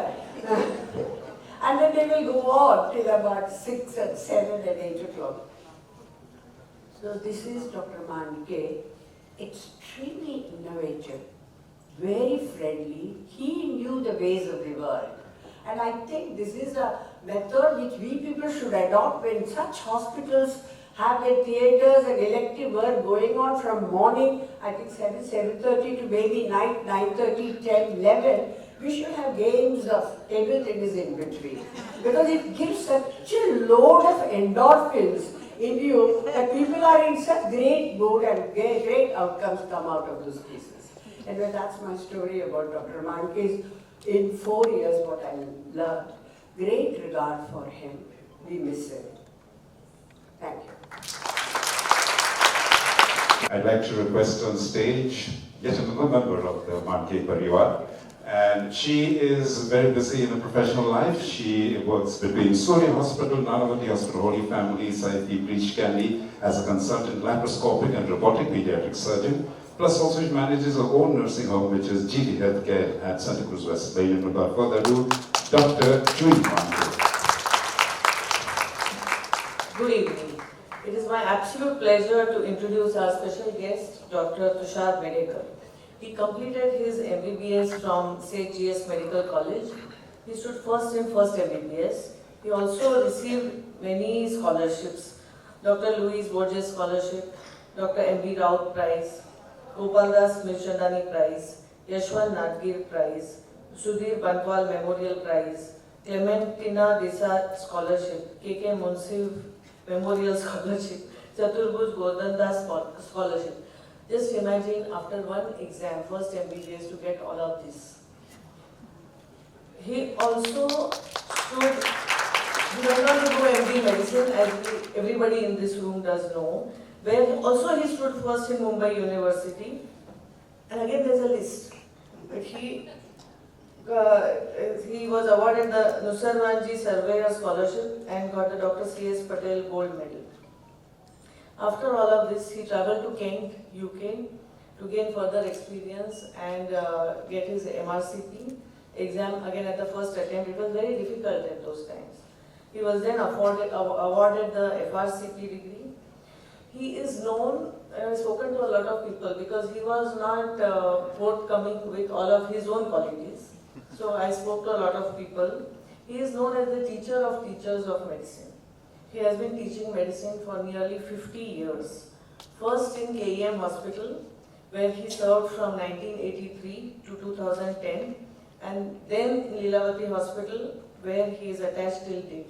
He has numerous, I know you can imagine, publications, book chapters to his name.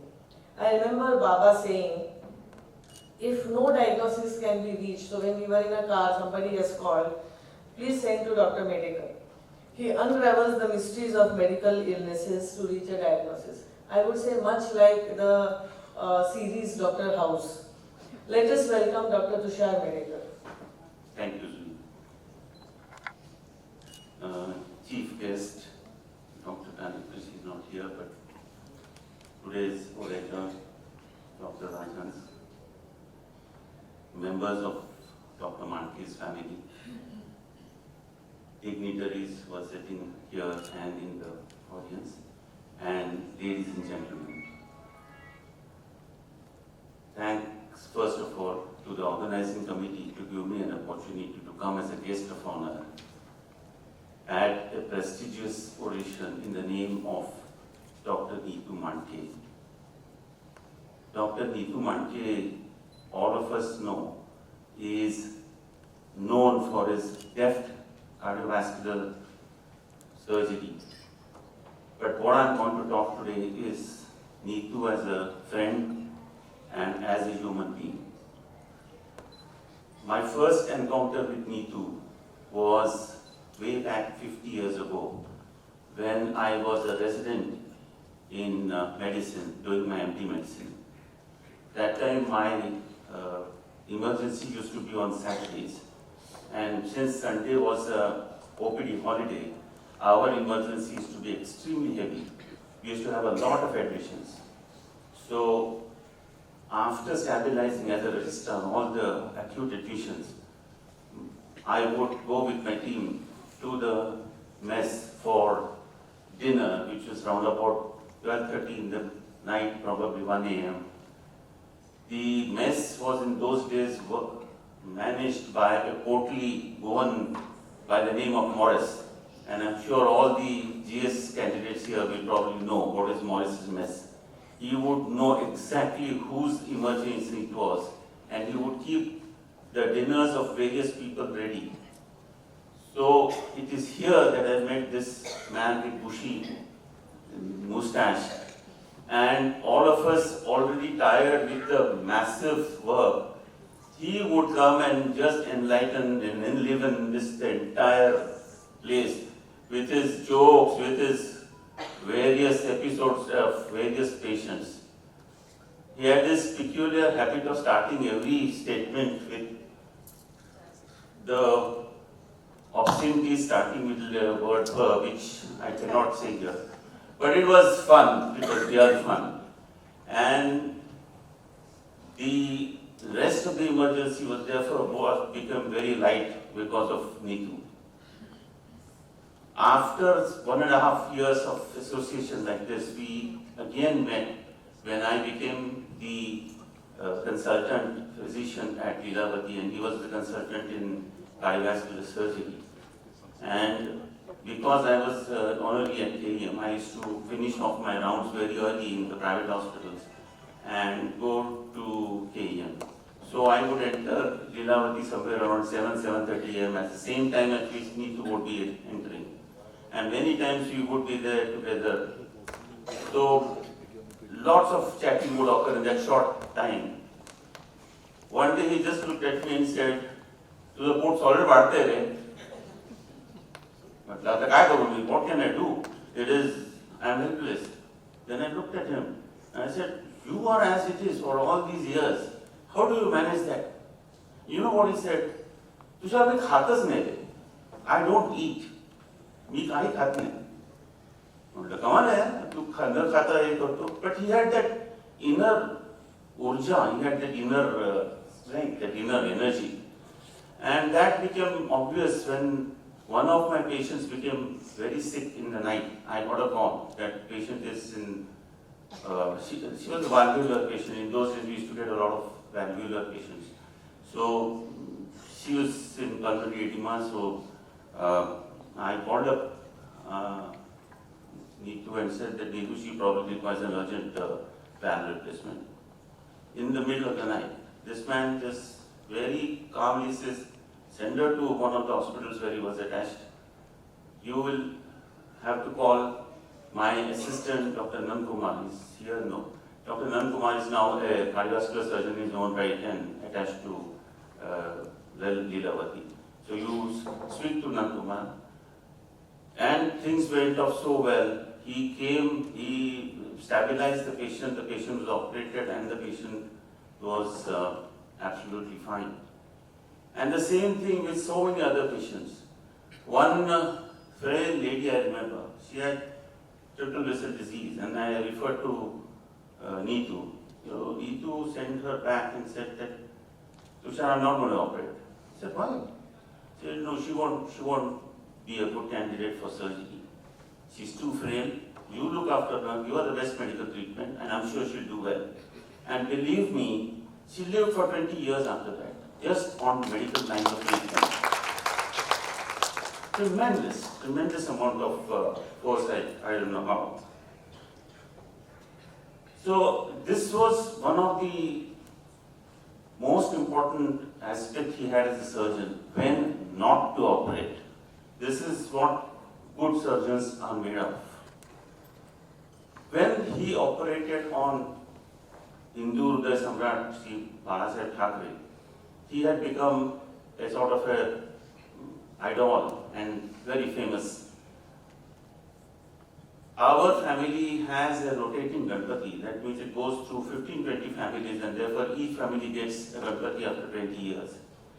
Somewhere in the early 80s, I had the Ganpati at my house, and I just happened to mention to NITU that please come for Ganpati. It comes to us in 15-20 years. I knew he was very busy. He managed to come. He waited for the Aarti. He sang all the Aartis in fervor and took the Prasad and went. My relatives, my friends who were there said, such a big man, he spent so much time and such religiosity.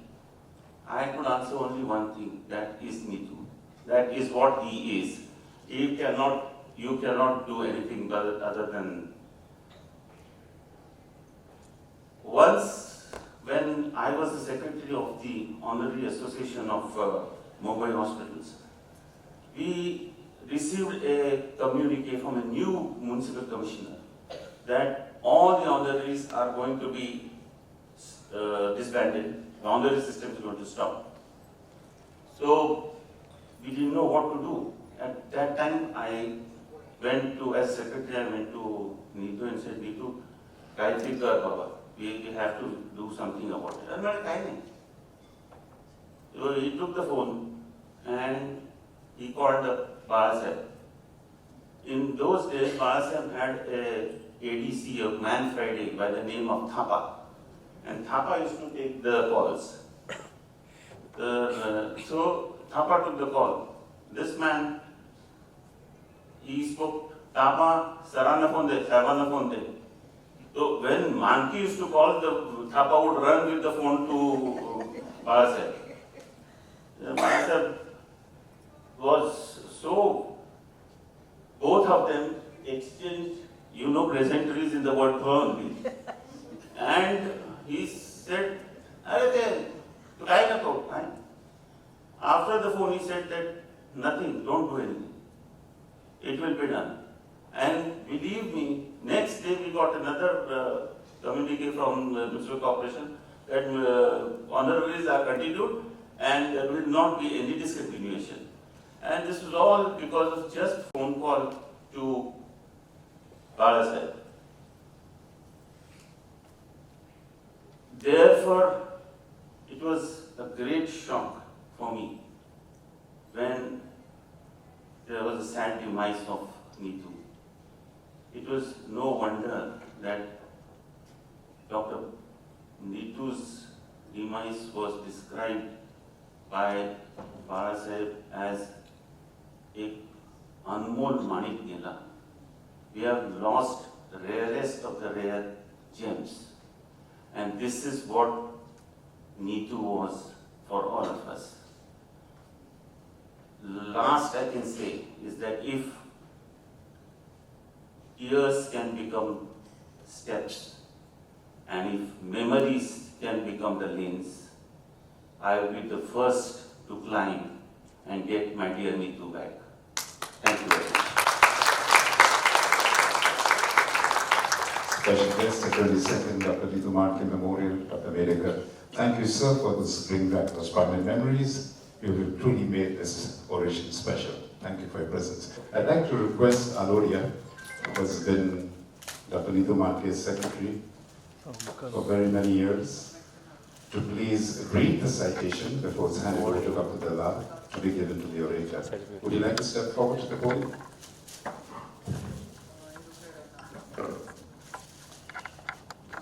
Dr. NITU Mandke Oration Committee.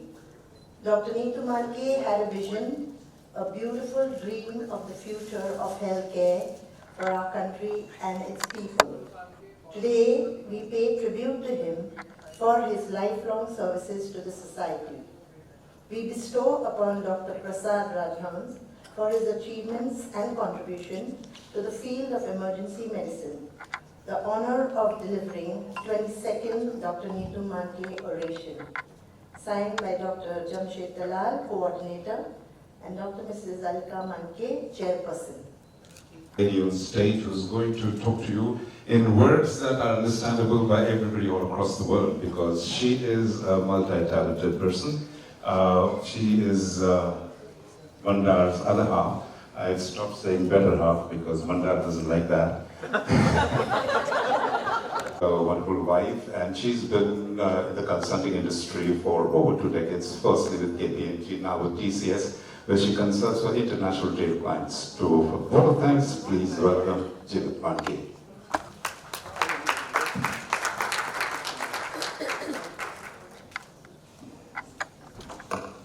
Thank you, Alaric. I'm always afraid of what he's going to say when he's introducing me. So yeah, thank you.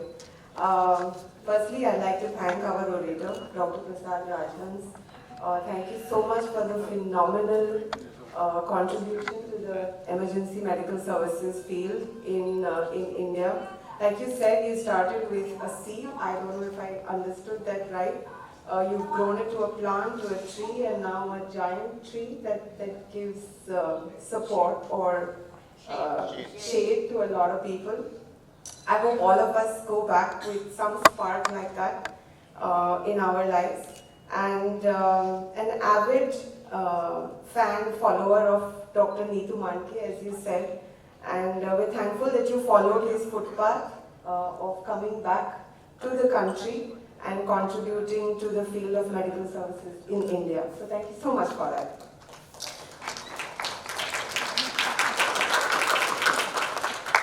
To our president of the oration, Dr. Shanti Panthavedya, incredible work done in the field of government medical colleges and now through your social work.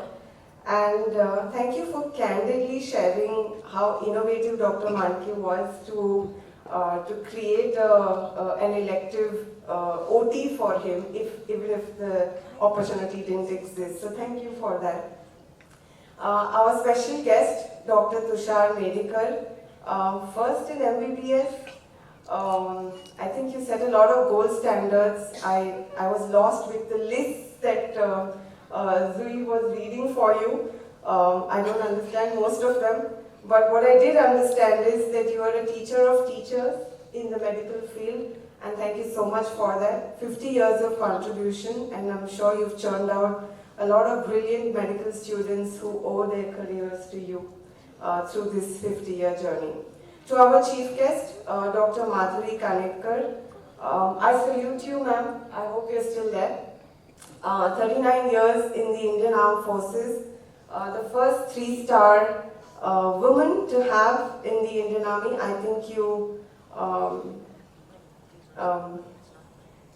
I only look up to women who have done outstanding in fields which are generally marked by men. So phenomenal, and I wish you good luck for all the tribal work that you are doing and the initiatives that you are taking up in Nagpur. Our oration committee, Mrs. Tina Ambani for her support. Dr. Sudhir Bhate sir, who is here, who was also Dr. Mandke's professor, joined us all the way from Pune. He's always been a large patron of the family. Alodia, I think the office of Dr. NITU Mandke would have crumbled had it not been in the able hands of Alodia, who served as his secretary and now a dear family friend. Dr. Alka Mandke's current secretary, Farah, who's always ready to help. Our orator mementos that were created by Dr. NITU Mandke's friend.